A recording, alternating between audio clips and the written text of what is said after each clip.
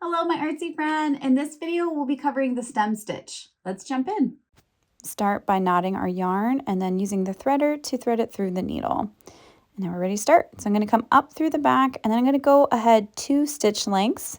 I'm going to keep this as like a loop and then I'm going to come back through that first stitch length and pull it.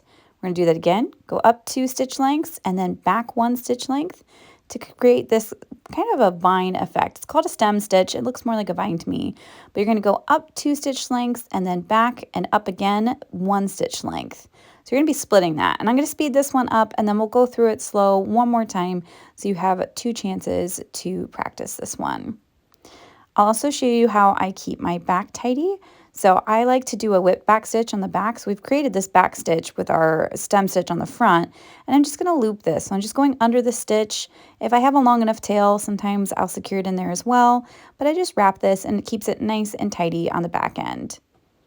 So we'll try this again. We're going to go up through the back. And we're going to go up 2 stitch lengths, go down the front, and then back up in that first stitch length and pull it through. So then we're going to do it again, up 2 stitch lengths, back 1 stitch length, and pull it through. So these are perfect for stems, no pun intended. They're great for any kind of botanical type of element, and even just outlining and hand lettering. So I'll show you the back, here we go, and that's our stem stitch. Check it out.